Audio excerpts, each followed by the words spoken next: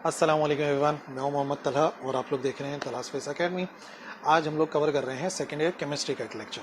और second year chemistry के आज के इस लेक्चर के अंदर हमारा chapter number 1 periodic classification continue है। और पीरियोडिक क्लासिफिकेशन के अंदर 3 टाइप की क्लासिफिकेशन ऑलरेडी हम लोग कवर कर चुके हैं। और आज जो हम क्लासिफिकेशन कवर करने वाले हैं वो मेन क्लासिफिकेशन है, पीरियोडिक क्लासिफिकेशन है, जो कि हम लोग आज भी स्टडी करते हैं, और वो है मेंडलीज पीरियोडिक टेबल।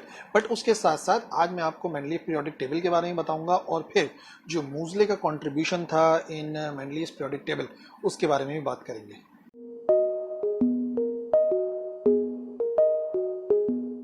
तो 1869 में जिस सन के अंदर जो लॉथर मेयर क्लासिफिकेशन थी वो आई थी, मैंने आपको लास्ट लेक्चर में भी बताया था, उसी ईयर के अंदर मेंडलीव ने अपना जो पीरियोडिक टेबल है उसको भी प्रेजेंट किया था। और यही खैर एक वजह थी कि लॉथर मेयर को बिल्कुल भी कोई लाइमलाइट नहीं मिली, और बल्कि सारी की सारी जो अटेंशन है वो मेंडलीव पीरियोडिक टेबल को मिली। एक्चुअली जो मेंडलीव का पीरियोडिक टेबल था वो एक इंपेरिकल लॉ पर बेस करता है, ठीक है ना, एक लॉ पर बेस करता है जिसे पीरियोडिक लॉ कहते हैं, ठीक है ना। और वो लॉ क्या है? According to this periodic law, जो प्रॉपर्टीज होती हैं, जो केमिकल और फिजिकल प्रॉपर्टीज होती हैं किसी भी एलिमेंट की, वो डिपेंड करती हैं, वो फंक्शन होती हैं उसके एटॉमिक वेट का, एटॉमिक मास का। कहने का मकसद ये है कि जो भी केमिकल प्रॉपर्टीज हैं या फिजिकल प्रॉपर्टीज हैं किसी भी एलिमेंट की, वो कौन डिसाइड कर रहा है? वो डिसाइड करता है उस एलिमेंट का एटॉमिक वेट, ठीक है ना। ये कहता है हमारा पीरियोडिक लॉ।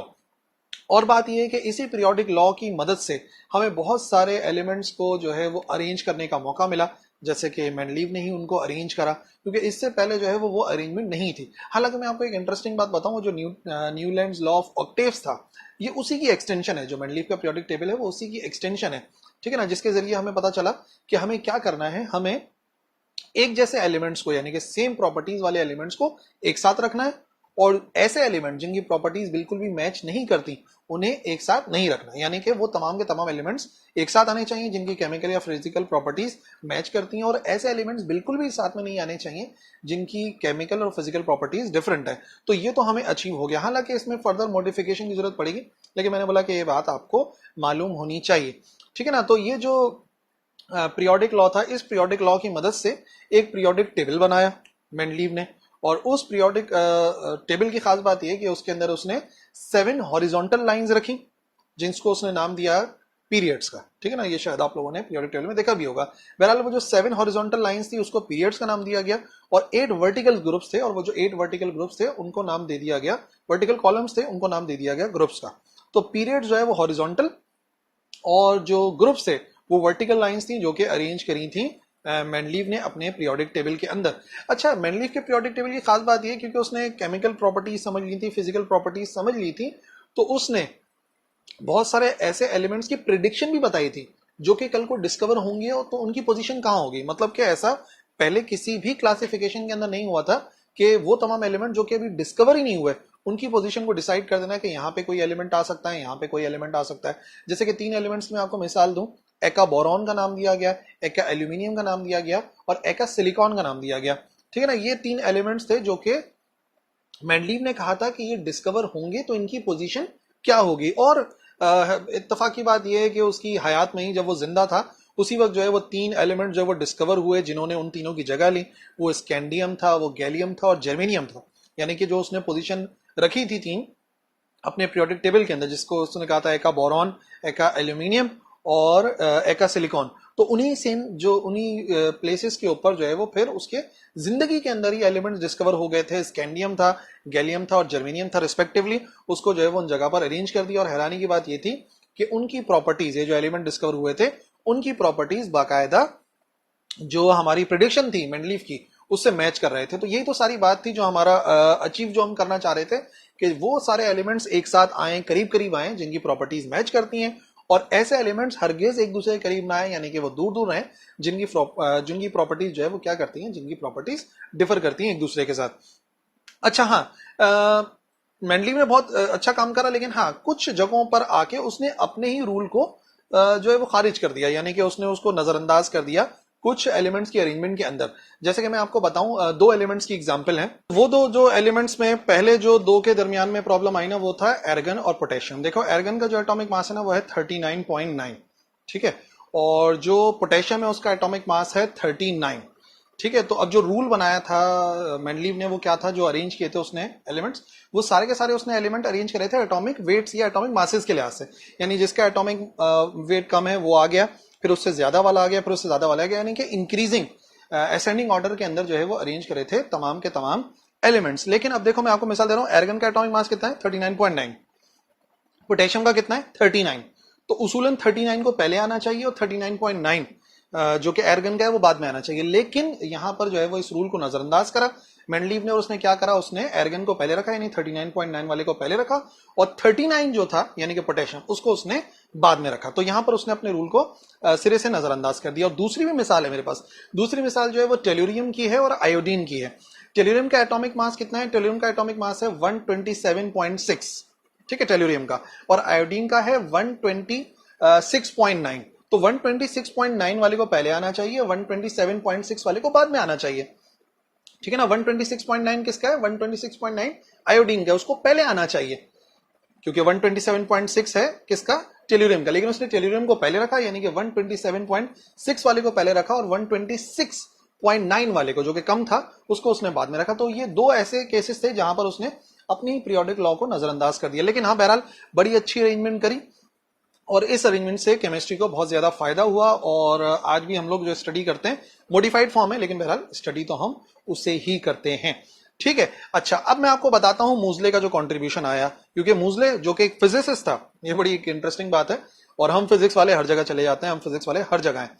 तो मूजले जो कि एक फिजिसिस्ट था, उसने एक बड़ा इंपॉर्टेंट कंट्रीब्यूशन दिया मेंडलीव के पीरियोडिक टेबल के अंदर, तो वो मैं आपको बताता हूं। लेकिन मैं बताऊं सबसे पहले, देखो 1903 से लेके 1914 तक, 1903 से लेकर 1913 तक बहुत ज्यादा वर्किंग हो रही थी एटम के स्ट्रक्चर को समझने के लिए।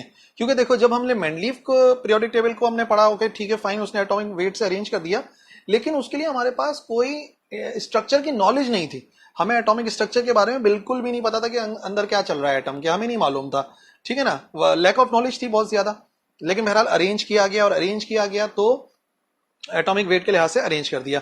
लेकिन 1913 में जब लॉर्ड रदरफोर्ड ने अपना एक्सपेरिमेंट करा, गोल्ड फॉइल वाला एक्सपेरिमेंट, आपको पता होगा कि अल्फा पार्टिकल्स की बम्बार्टमेंट करी, ठीक है, अल्फा पार्टिकल्स की बम्बार्टमेंट जब करी उसने, तो मालूम क्या चला, दो इंपॉर्टेंट बातें पता चली, कि जो एटम का सेंट्रल पार्ट है, जो बहुत ज्यादा डेंसर पार्ट है, वहां पे पॉजिटिव चार्ज होता है, और उसके इर्द गिर्द जो है वो नेगेटिव चार्ज जो है, जो कि इलेक्ट्रॉन क्लाउड है, वो मौजूद होता है। यानी कि स्ट्रक्चर के बारे में हमें मालूम चल गया था रदरफोर्ड के इस एक्सपेरिमेंट से। और जब हमें इस एक्सपेरिमेंट का पता लग गया, तो नतीजे हमने क्या करा, नतीजे में जो मूजले था उसने उस पीरियोडिक लॉ को थोड़ा सा मॉडिफाई करा और बेहतर करा। अब जो मॉडिफाइड था मूजले के कंट्रीब्यूशन के बाद, वो क्या बना कि जो केमिकल और फिजिकल प्रॉपर्टीज होती हैं एलिमेंट्स की, वो फंक्शन होती हैं एटॉमिक नंबर का, ना कि एटॉमिक वेट, जैसा कि कहा था मेंडलीव ने, ठीक है ना। तो अब आप समझ जाइए पीरियोडिक लॉ के अंदर वेरिएशन आ गई।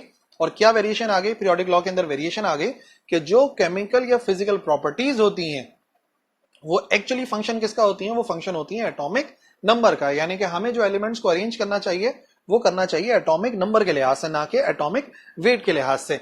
और इस मॉडिफिकेशन के बाद वो जो एलिमेंट जो कि मैंने अभी बताया गलत अरेंज हुए हुए थे, उनको रीअरेंज किया गया, उनको रीअरेंज करके एक बेहतर फॉर्म दी गई, ठीक है। और जो पीरियोडिक लॉ था वो एक बेहतर फॉर्म में आ गया, पीरियोडिक टेबल भी हमारा अच्छा खासा बेहतर हो गया। तो ये था आफ्टर मूजलेस कॉन्ट्रीब्यूशन। लेकिन मैं आपको बताऊं, मूजले के कंट्रीब्यूशन के बाद भी हम एग्जैक्ट बात पकड़ नहीं पा रहे थे कि असल में एलिमेंट्स की जो फिजिकल केमिकल प्रॉपर्टीज हैं वो क्यों एक दूसरे से डिफर कर रही होती हैं। लेकिन केमिस्ट्री में काफी ज्यादा मूजले के कंट्रीब्यूशन से फायदा हुआ, और मूजले के कंट्रीब्यूशन से पहले मेंडलीव का जो पीरियोडिक टेबल था, जो पीरियोडिक लॉ था, उससे भी अच्छा खासा बेनिफिट हुआ केमिस्ट्री को। अच्छा, अब आखिरी जो मॉडिफिकेशन आई वो क्यों आई, इस बात को भी समझ लो।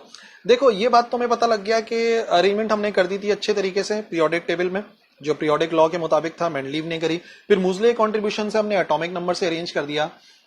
बट उस वक्त भी जो है ना वो थोड़ा सा यूजफुल नहीं था पीरियोडिक टेबल, क्योंकि जो ट्रांजिशन एलिमेंट्स थे वो वहीं के वहीं एलिमेंट्स के साथ थे मौजूद, और वहीं पर ही जो वो सब ग्रुप बना दिया ए और बी करके। तो बहरहाल इतना ज्यादा यूजफुल नहीं हो पा रहा था। तो आहिस्ता आहिस्ता मॉडिफिकेशन आई, और टाइम गुजरने के साथ साथ हमें पता चला कि हम एक बेसिस बना सकते हैं, एटॉमिक वेट नहीं, एटॉमिक नंबर नहीं, बल्कि ये डिपेंड करता है इलेक्ट्रॉनिक कॉन्फ़िगरेशन के ऊपर, ठीक है ना। तो अब आप लोग क्योंकि जानते ही हो, केमिस्ट्री को स्टडी कर रहे हो, कि हमारा जो पीरियोडिक टेबल है उसकी जो बेसिक अरेंजमेंट है वो इलेक्ट्रॉनिक कॉन्ट्रीब्यूशन इलेक्ट्रॉनिक कॉन्फ़िगरेशन की है कि इलेक्ट्रॉन्स को किस तरीके से अरेंज किया गया है, ठीक है ना। तो अब फाइनल मॉडिफिकेशन क्या बन सकती है हमारे लॉ की, कि जो केमिकल और फिजिकल प्रॉपर्टीज हैं किसी भी एलिमेंट की, वो एक्चुअली फंक्शन है ना एटॉमिक वेट का ना एटॉमिक नंबर का, बल्कि वो है इलेक्ट्रॉनिक कन्फिग्रेशन का। और यही जो इलेक्ट्रॉनिक कन्फिग्रेशन है किसी भी एटम की, वो वेरी करती है by increasing their atomic number and atomic weights, specially atomic number. जैसे जैसे एटॉमिक नंबर चेंज होता रहता है तो पीरियोडिक एक खास तरीके कार से, जो कि पीरियोडिक टेबल के अंदर आपने नोट किया भी होगा, जैसे मिसाल के तौर पे जब आज का हम लोग रीसेंट पीरियोडिक टेबल पढ़ते हैं तो आपको पता है कि वो तमाम के तमाम एलिमेंट जिनका ताल्लुक ग्रुप 1A से है, अल्कली मेटल जो है, उनके आखिरी शेल के अंदर कितने इलेक्ट्रॉन होते हैं, उनके आखिरी शेल के अंदर एक इलेक्ट्रॉन होता है। चाहे हाइड्रोजन हो, चाहे लिथियम हो, ये सब जो है, चाहे सोडियम हो, उन सब के आखिरी जो शेल होता है उसके अंदर एक इलेक्ट्रॉन मौजूद होता है।